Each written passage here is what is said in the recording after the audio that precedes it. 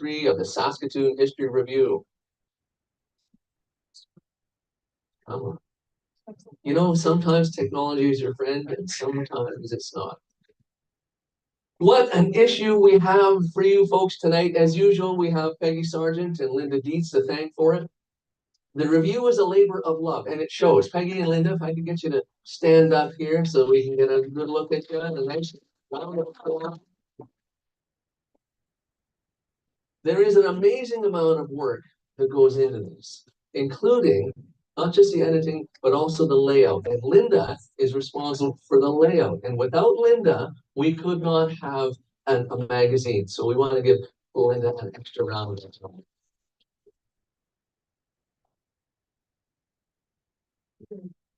Published by the Saskatoon Heritage Society, the Saskatoon History Review first hit the newsstands in 1980, with follow-up editions in 1981 and 1985.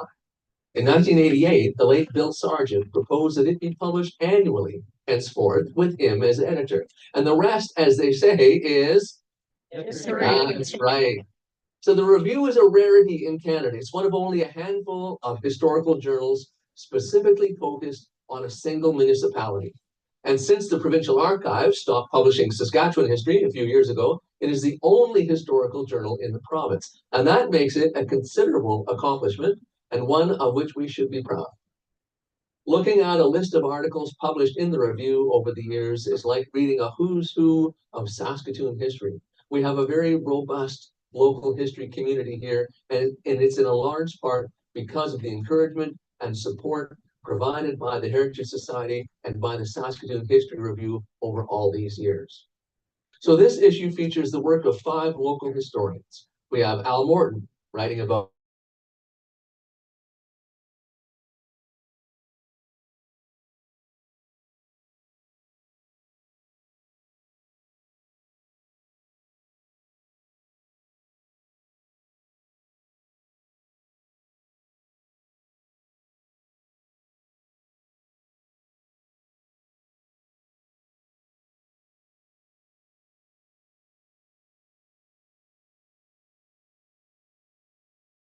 this historic. Hasn't all been said, Peggy? Seriously, I was here. That's how what I'm supposed to do.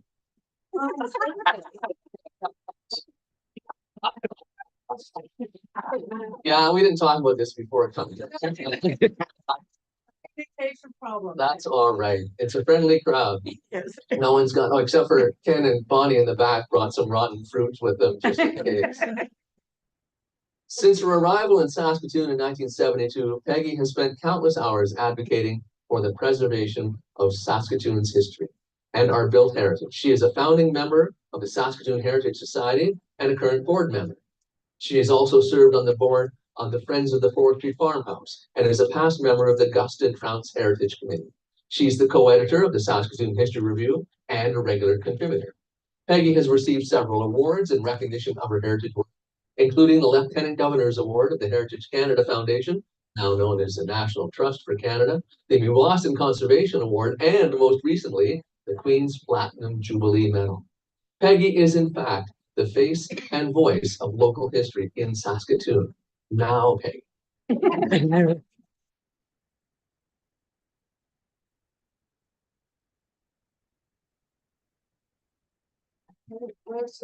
You should stand right there. Oh, okay. Well, I'm not sure what I'm supposed to say then, but thank you all for coming. It is a delight always to have this wonderful opportunity to give space to our authors to actually talk about what they've been doing. Without our authors, of course, there would be no history review. We could do this work behind the scenes, but honestly, if you don't have any content, what are you supposed to do? So, thank you all, especially our author. Thank you all for coming. And thank you very much to all our authors and all the work that has gone into the articles that you have written. So let's go. Okay. Thank you, Jeff. Thank you. Oh, no, and Jeff, we have to remember that Jeff also was awarded a Queen's Jubilee Platinum medal.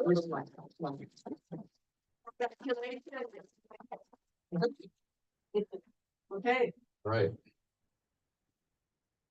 Actually, you know, Peggy, I have you written down here for 2 minutes. Another minute and a half. You said it all. Next year we'll talk in advance. Yeah. Thank you, Peggy. Okay, our next author is Alan Morton. Alan L. Morton is a writer and presenter of local history. He has lived in Saskatoon for more than 60 years. He's written many articles on Saskatoon's heritage and has created a variety of tours and visual presentations on the subject of Saskatoon's history and its built heritage. Besides being a 40-year member of the Saskatoon Rotary Club, Alan has served for many years as a director for both the Saskatoon Heritage Society and the Heritage Festival of Saskatoon. And tonight he'll be reading from his article, From Body Checks to Bingos, a retrospective of Saskatoon's historic ice palaces. Ladies and gentlemen, Alan Morton.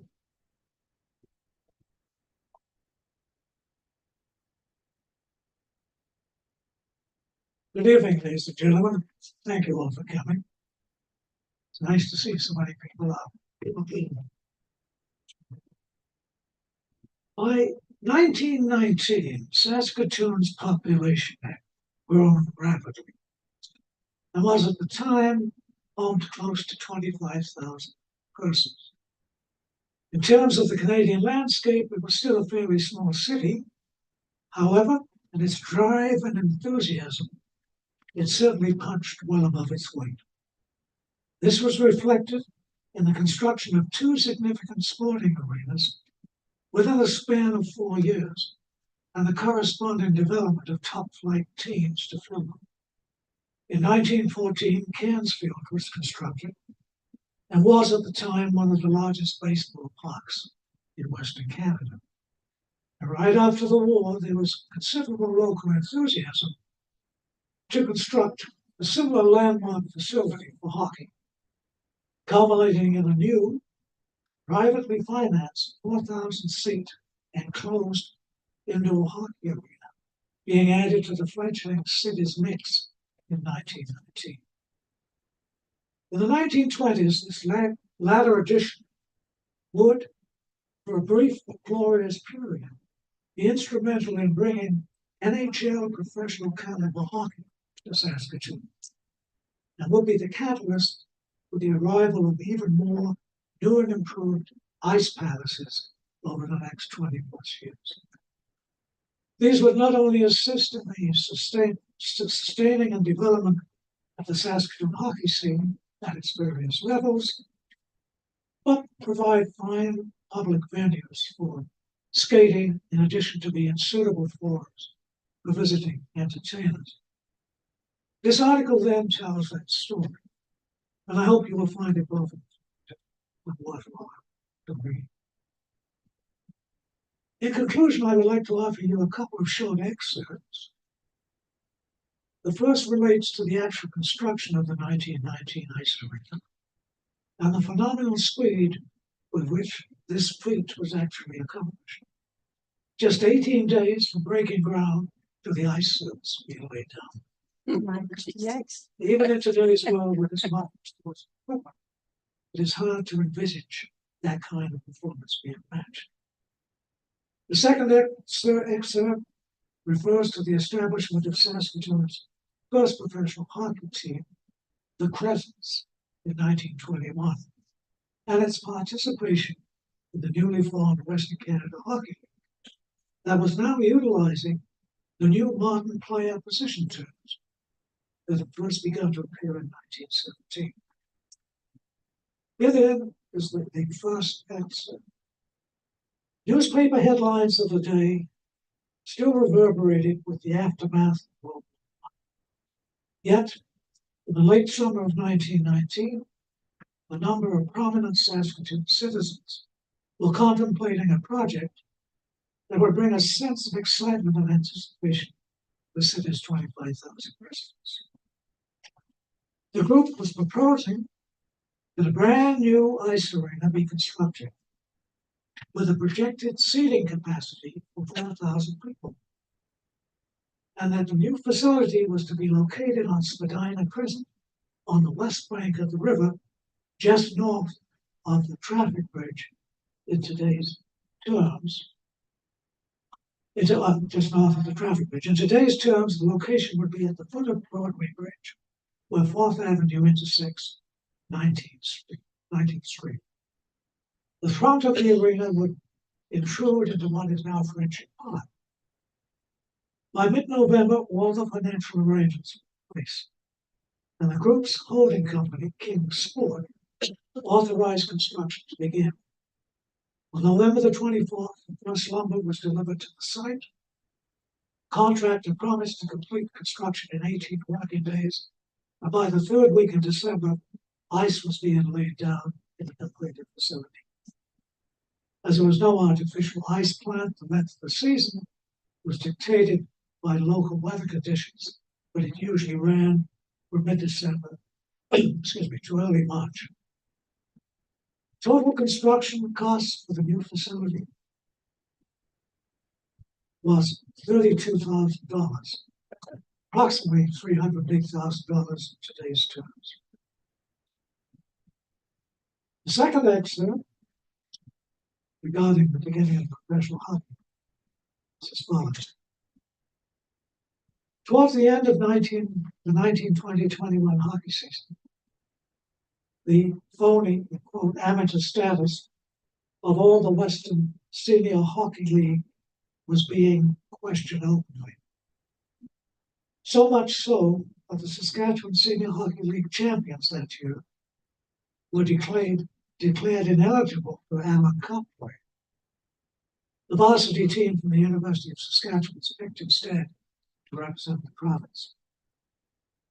Faced with this situation, Bob Pinder chose to commit the Crescents to the newly formed Provincial Western Canada Hockey for the 1921-22 season. In its inaugural year, 4 teams were to be involved. The Saskatoon Crescents, the Regina Capitals, both obviously from Saskatchewan, and 2 Alberta teams, the Edmonton Eskimos and the Calgary Tigers. The newly formed league was structured to play 6-man hockey. The 7th old rover position, a composite forward defense position, was finally dropped. This effectively completed the transformation of the original hockey player positions to those used in the modern era. Before that, the point and counterpoint positions had been changed to left and right defense in 1917. It also determined that the WCHL and the BCHA, the Pacific Coast Hockey Association champions, would play off in the Stanley Cup semifinal to determine a Western representative. I should say that at that time, Western Canada was still very much in the mix to actually participate and possibly win the Stanley Cup. We had quality teams in that sort of region. Anyway, hopefully this small sampling may help convince you to purchase a copy of our history review if you haven't already, in order to read the complete text of the article and all the other most notable contributions contained. Thank you.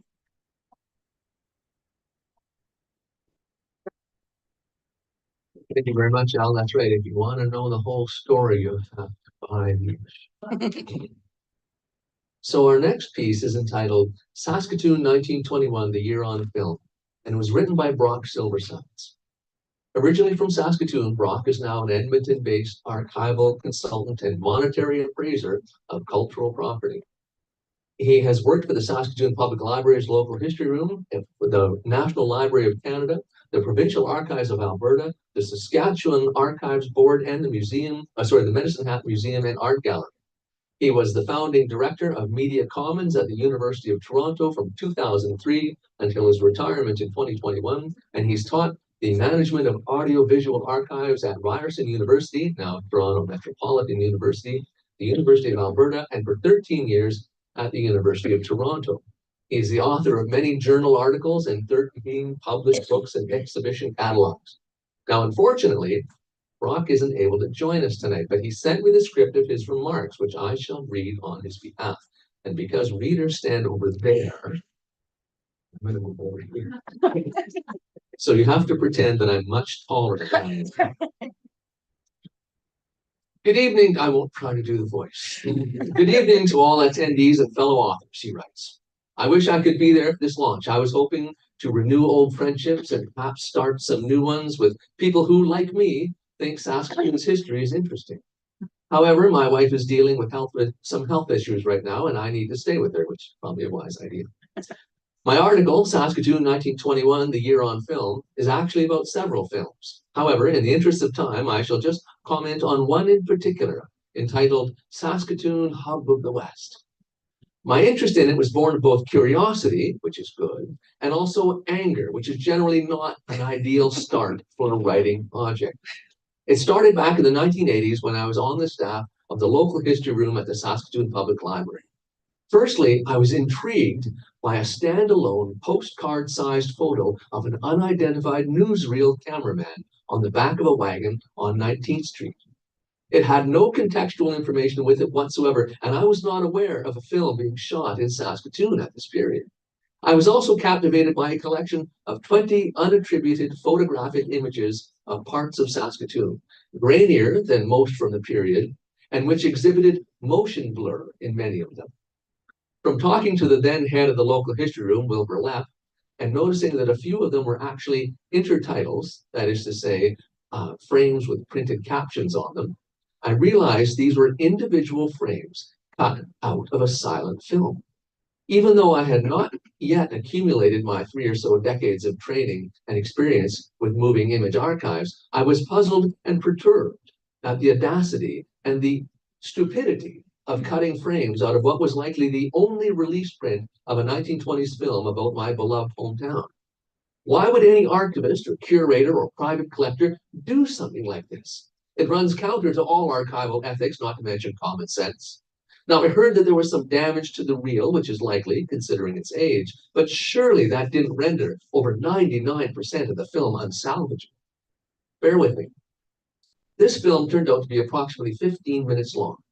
At the then running rate of 16 frames a second, as opposed to the current standard of 24 frames a second, that meant it should have had approximately 14,400 frames.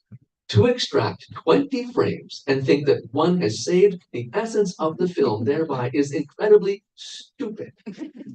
To me, that's the equivalent of a textual archivist selecting 20 pages from a 14,400 page manuscript and thinking that that represents good, solid archival work. He or she would be sadly mistaken. For an audiovisual archivist like me, the stewardship of this film was a crime against history. If only there was a Prince Albert Penitentiary for archivists and collectors who leave gaps in this historical record due to their personal ignorance. Oh boy, there'd be a lot of us today. Okay, going forward. For some reason, I needed to find out more about this film and try to reconstruct its history. However, I was already deep into researching and, when I could, publishing articles about Saskatoon and Saskatchewan's historical photographers. So the film project fell by the wayside for a while. From time to time, I dipped into the file, but again, I was busy with my other jobs and writing projects. Upon retiring after almost 20 years with the University of Toronto, my wife and I decided to return to the Blessed Prairies. Of course, the first project I turned to was the 1921 films. With a little help from my friend George Kovalenko, the expert on Saskatoon movie theaters, and the wonderful staff at the local history room, like Mary Ellen, and some online research tools, I think I was able to piece together most of the history. And while 40 years later, I am still flabbergasted with the desecration of one of the most important visual documents in Saskatoon's history, I am, and all Saskatoonians should be, eternally grateful to Wilbur Lepp for acquiring those 20 frames and to the local history room for preserving them and making them available to the public as a series of still photographs. So, an executive summary of the article. In 1921, a local theater manager, Frank Miley, in conjunction with the local Chamber of Commerce, came up with the idea of shooting a newsreel about Saskatoon. And somehow, several world-renowned cinematographers were recruited to shoot films, although only one of them completed theirs. And that film was exhibited on the big screen at the old Daylight Theatre in downtown Saskatoon. It was a hit at the time, although admittedly to a small audience. It had a short run, only 2 weeks, and then quickly dropped into obscurity. Few people knew about its existence, but it passed through numerous hands in the next few decades, including some institutions I will not name, whose staff should have known better how to preserve this all but priceless document. It's a little hot about this. I thought its story deserved to be brought into the limelight again, along with several other films, and I hope you do too, but you know what? To read the whole story, guess what? That's right, boys and girls. In closing, a big thank you to Peggy and Linda for including my article in this issue of the Saskatoon Historical Review. Thank you. Thank you, Rob, for that wonderful reading. Well, thank you, Jeff, for that wonderful introduction. All right, now we return to our regularly scheduled program. Our next author is Terry Hoknes.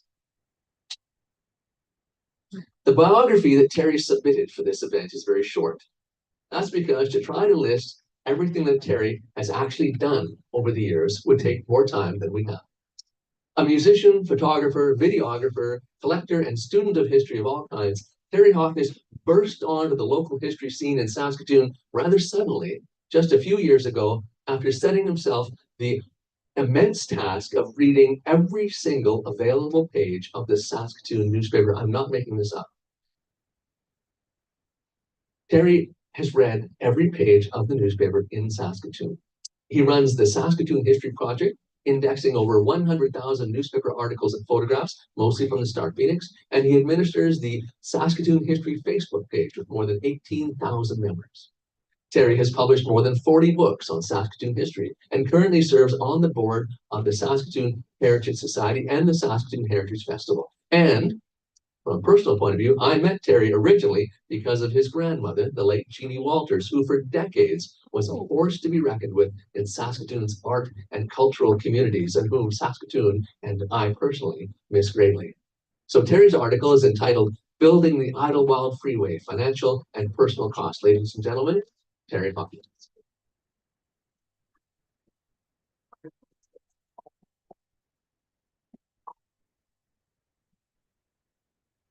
Hello, everybody. Thanks for coming today. So my article is an overview of basically the changing of the downtown area. It took place over 8 years from 1962 to 1970. And it's kind of an interesting story because we're just about to go into potentially the greatest change we've had since this change. So for some of you who have been in Saskatoon for 60 years, you may remember the great change of pulling the railway out of the downtown and replacing it with not only the Midtown Plaza, but the new Idylwyld Freeway Bridge, the renaming of Avenue A becoming Idylwyld, and of course we got Simpson Sears, we got Eden's, we got the CN Tower, the Centennial Auditorium, and the YMCA. So a massive change that happened during the 1960s. I'm going to read a short portion, but I just wanted to give a little overview for some of you who don't know the story. So in 1962, we were going through a big growth period. It was only 17 years since World War II ended. But yet, in that short time, the baby boomer generation had happened, and Saskatoon's population doubled in only 15 years, which was great growth. We doubled the number of schools, churches, etc. in our city.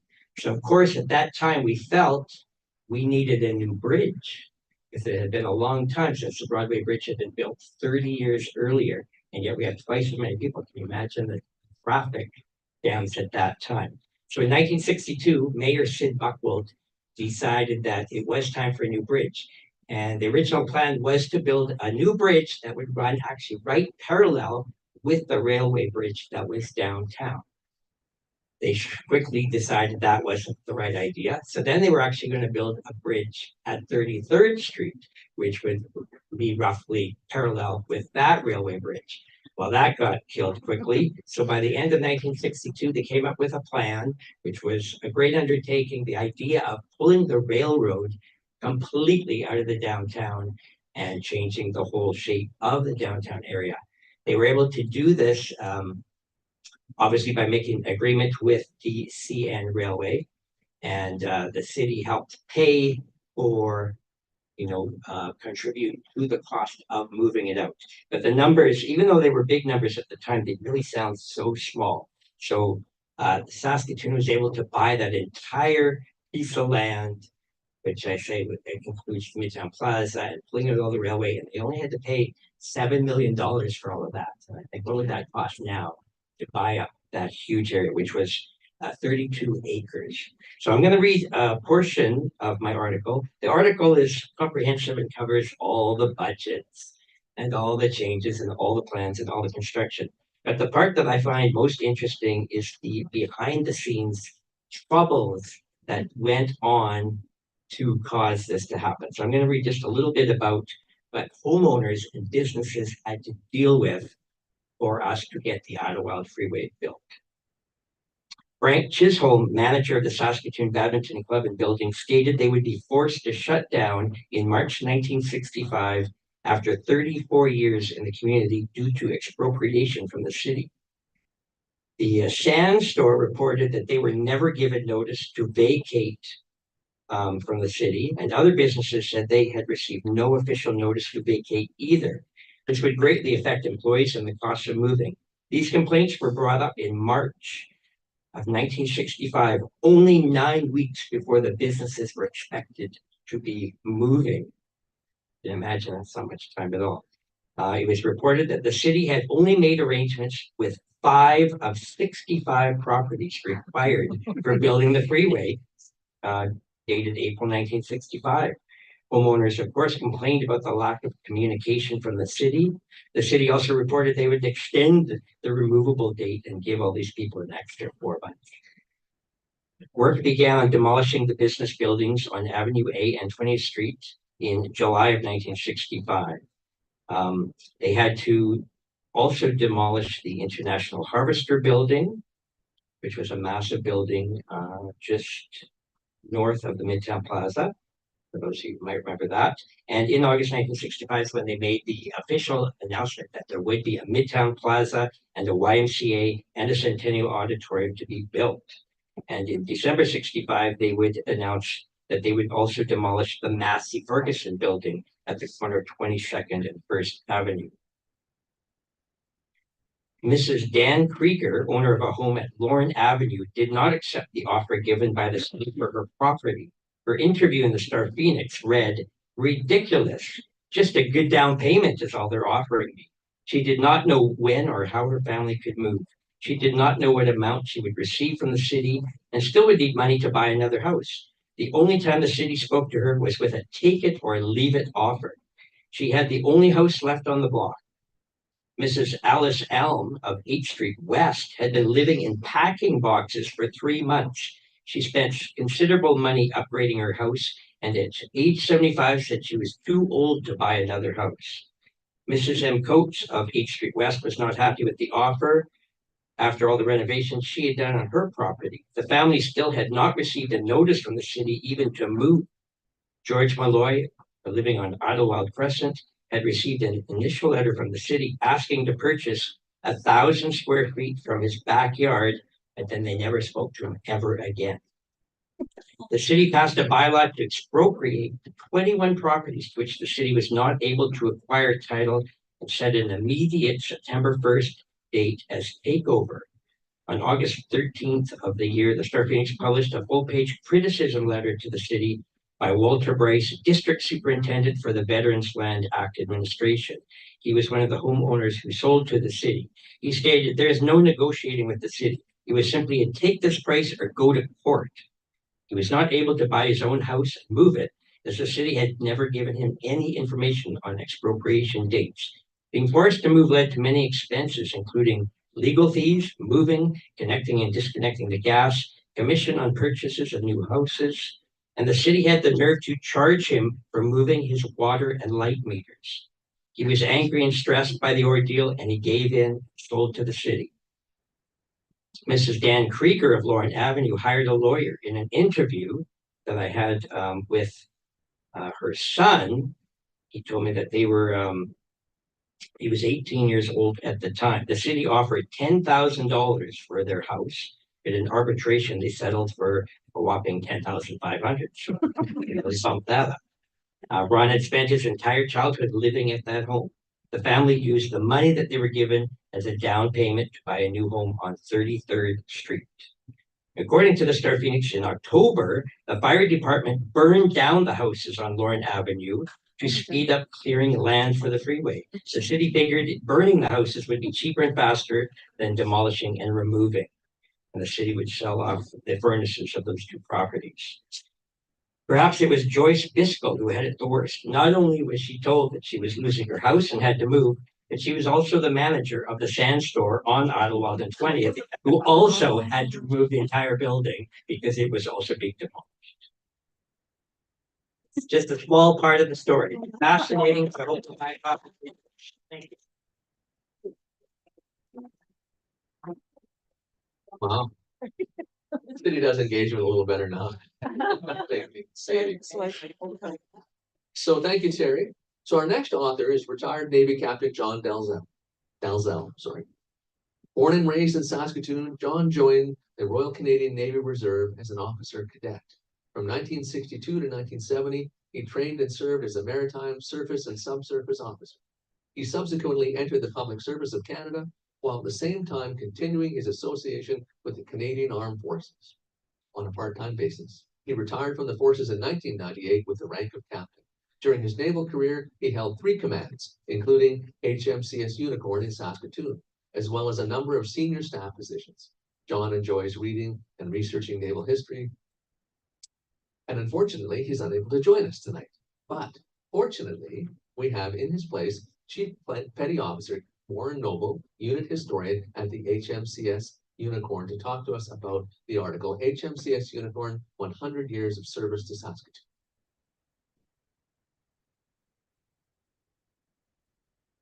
Good evening. I'd like to thank you for the opportunity to speak on behalf of John Dalzell and HMCS Unicorn. As the unit historian for HMCS Unicorn, I work quite regularly with John. He is an indispensable fount of knowledge on all things Unicorn. I've had a connection with John right from the beginning. When I joined Unicorn in 1986, he was the commanding officer. He's had an involved history. He's actually the first commanding officer of Unicorn whose son also became the commanding officer of HMCS Unicorn. And his other son was also a member of the Canadian Air Force as well and went through Unicorn. So his family was very involved over the years. Last year was our Centennial, for 100 years, of course, for 2023. And we did several projects. And of course, John, being a history buff and an avid participant in Unicorn, was part of many of them. One of them is we have an anchor monument out in front of the building as a memorial to the Battle of the Atlantic. And we had upgraded the bricks around it, and we had decided to add a memorial section for members of Unicorn who had fallen in the past. And of course, John, being the historian is, decided it would be a good idea for us to include a section for every sailor who came through Saskatoon, through Unicorn in World War II and perished. And we started that project last year. We've got 10 of the first 60 bricks done, and he's still working with me and others to accomplish the last 50 as well. That's the kind of involvement John has. The article itself started off as an information project I was working on last year for Unicorn.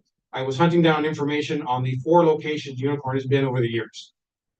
And one of the resources I found was an old article from a previous review called Armories and Unicorns that had information on not only Unicorn, but the Army Reserve in town. Unfortunately, they didn't have any photos of the buildings I was looking for. We managed to find some. Again, John was a great help going through the archives and that, assisting me. And we found information on the armories downtown, where we first were quartered. We then moved into the old British Empire Service League building, which was where the Legion was housed before they built the 19th Street Legion. And we have no photos really of the front of the building. We have a couple of aerial shots of the roof.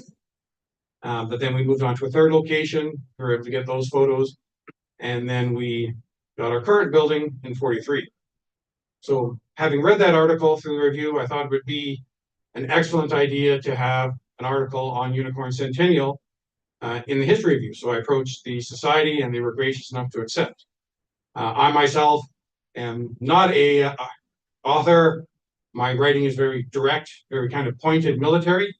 So of course we needed a person who was involved in unit history and a capable writer. And so we approached John Dalzell. And of course he was all too willing and happy to actually put together the article for us.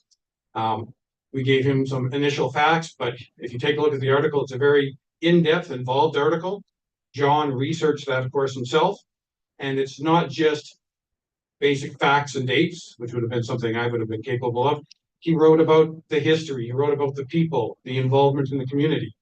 Unicorn's been here 100 years, and we've been involved throughout much of Saskatoon society. In fact, some of the previous articles that were mentioned, the hockey league, the second commanding officer of Unicorn was actually a member of that hockey league. One of the articles that are in there on the 100th anniversary of the Memorial Avenue, Unicorn was part of that parade. When I joined, and we've pretty well been throughout, we marched in that parade downtown. I remember the arena downtown. When we did Remembrance Day, we used to march from the arena in November down through City Hall and do the Remembrance Day parade outside. Of course, now it's a little nicer to have it indoors. I think not only for the military members and veterans, but also for all of the guests, the large numbers of people who come out and support that. So if you take a look at the article, you'll find it's very in-depth. It's very well researched. John did an excellent job of not just information, but talking about the connection of Unicorn to the community and to the people. Thank you.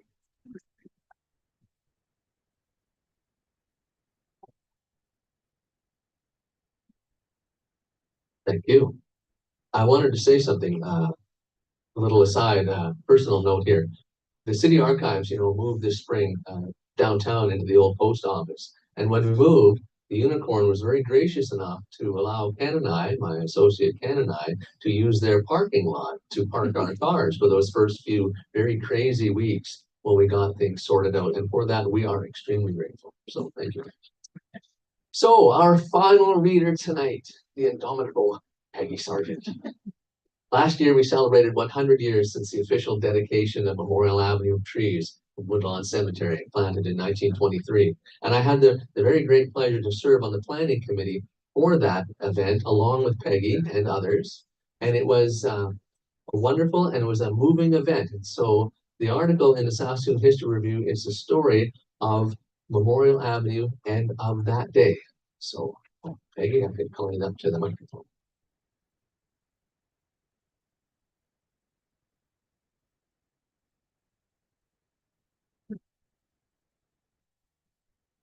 Well, first of all, I would just like to say thank you to Jeff. Without his help, I would suggest that this article might not have been written. It would have been completed eventually, but not in time for this review. So thank you, Jeff, for your help in helping me to complete this under somewhat difficult circumstances. Thank you. Jeff, as you know, is a passionate supporter of archives. He's been the city archivist since 1997, and he is a frequent public speaker, and has also contributed several, and I would say many, articles to the Saskatoon History Review over the years. So we really do need to thank Jeff on many accounts. So thank you.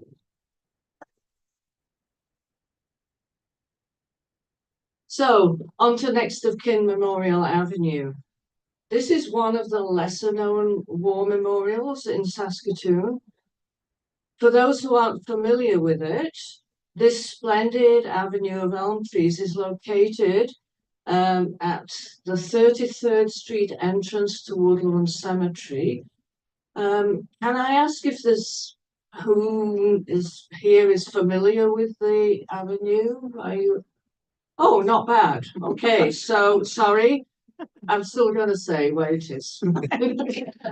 So yes, so 33rd Street entrance up to Woodlawn Cemetery, and runs alongside the Catholic section and through the upper gates of the cemetery, and onto the soldiers' cairn.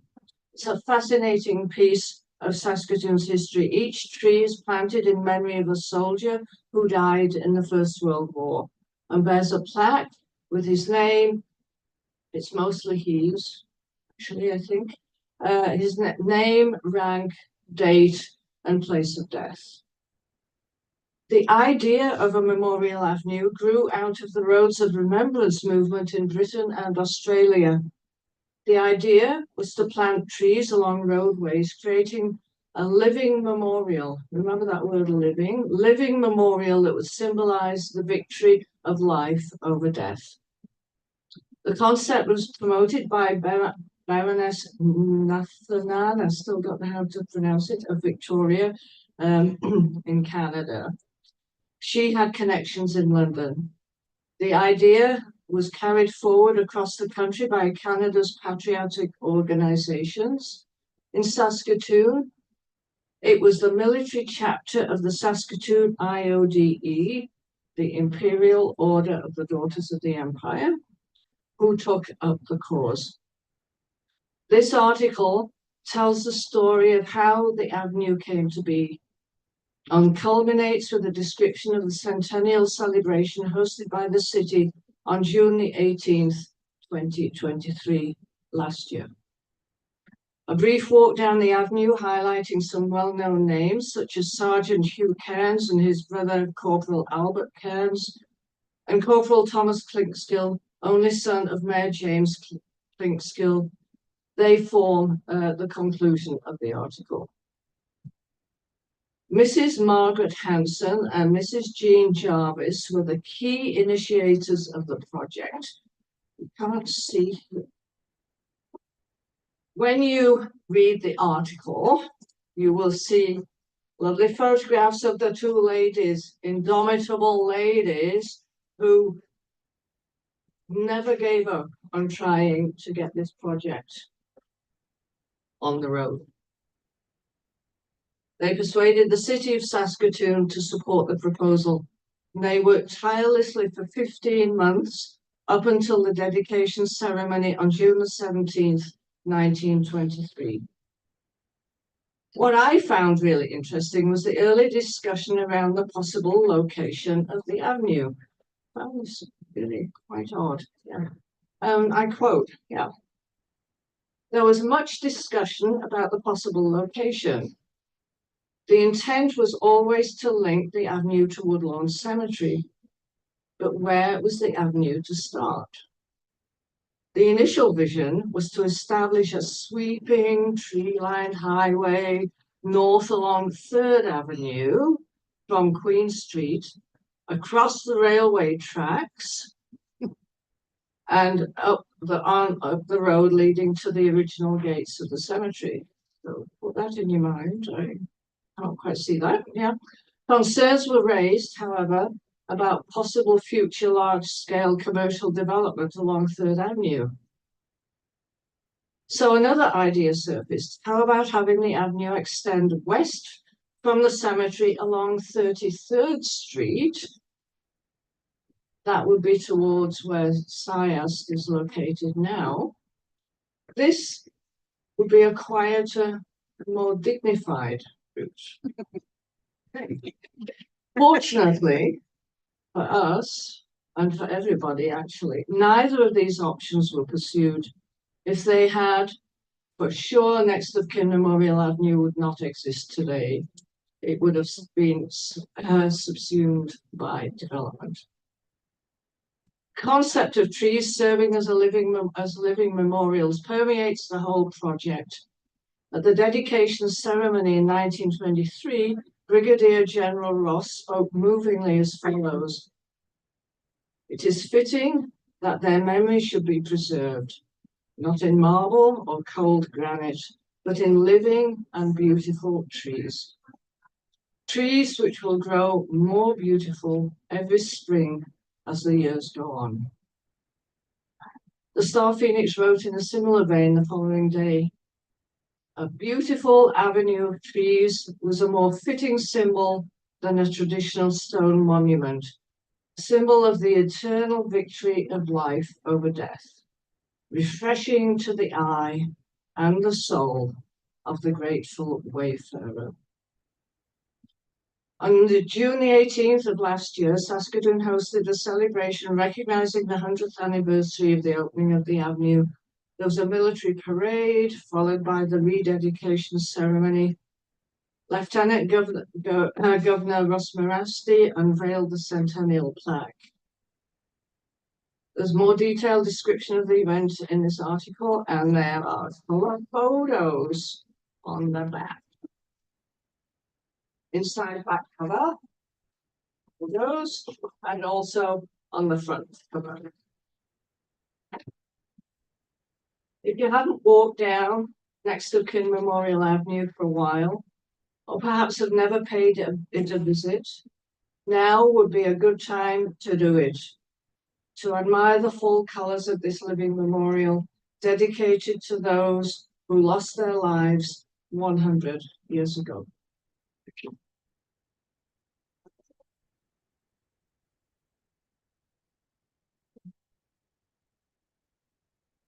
Thank you very much, Peggy. So that's it for our readings for this evening. Thank you to all of our readers for your time, your effort, for your contributions to local history in Saskatoon. And I think we have about 10 minutes, right? We got just a few minutes for a little bit of a Q&A. If we want to talk a little bit, any questions, any thoughts, that kind of thing. Unfortunately, I do have to limit the question and answer to people I like. No, the people in the room. So all you folks out watching it. Good Lord. Well, so much for that. So all you folks out watching in TV land, I'm sorry, you can't ask any questions. But you, Ruth, lady, if you don't know this one, this is Ruth Miller. She used to be the head librarian at the local history room, a one-woman history army. My mentor, Ruth Miller. Hey, Jeff. My question is about HMCS Unicorn. And I was just wondering, was there an actual ship named that, or how did it get its name? Yes, actually, we have some of the longest history to our namesake. We are the first HMCS Unicorn, but we take our history and battle honors through the Royal Navy going back to 1588 Armada. So there, and I'm actually still researching that with the frigate Unicorn, which actually is one of the longest preserved ships in Dundee, Scotland, as they have a deeper history on that. But we have about, remember correctly, around 20 ships that we have taken our name through the Royal Navy. The last one was a carrier in World War II. We are not connected to the submarine that the Royal Navy had in the 90s. That always comes up because it was a Unicorn, which we actually bought from England and became the Chicoutimi. Thank you very much. Who else? Anybody? Anybody? You look like you have a question. This is my oldest sister, Kathy. I'm down. Okay, well, like I say, if you want to know more, you have to read the articles, right? So I think then if nobody else has any more questions or comments, this was a very good turn. Nice to see a good turnout at this event. Before we finish for the evening, I actually want to make a little plug for a project that we have. Peggy, do you need to speak? No, I was just waiting to. Okay. Okay, I promise I will give you the mic. I promise. It's okay. It's all right. I'm being quiet here. Don't hit the mic. Yeah, if I pull it into that mic, it makes a really ugly noise. Okay, so as I mentioned, the City of Saskatoon Archives has finally, after many, many years, found a permanent home downtown in what used to be the old post office building on 4th Avenue North behind City Hall. And that's been a city building since 2014. And so one of the ideas we've been bouncing around there in partnership with the local history room is a monthly local history writers night. Now, I'm not sure exactly how this might look, but tentatively it would run from like say 6 to 9 p.m. on a Thursday night, for example, with maybe guest speakers or workshops a place for people to sit and do their writing or to share their research. We could do open mics, that kind of thing. And ultimately, the idea would be help build the next generation of local historians in Saskatoon. So if this is something that you think you might like to be a part of, maybe drop us a line and let me know. If we get enough interest in the idea, then we'll probably be looking at a start date sometime in January. And of course, if tonight has inspired you to put pen to paper and write your story about Saskatoon's history, then I invite you to contact Peggy Sarjeant, who will be very happy to hear from you. So thanks again to our readers, to McNally for hosting us, and to you for joining us here this evening. And there are some snacks. I think there's snacks and maybe some coffee and stuff in the back there. And we invite you to hang out and chat. This is the end of the formal part of this evening, but I don't think McNally's going to kick us out right away if we want to hang out and chat a little bit before we go home. So thank you very much, everybody, and good night.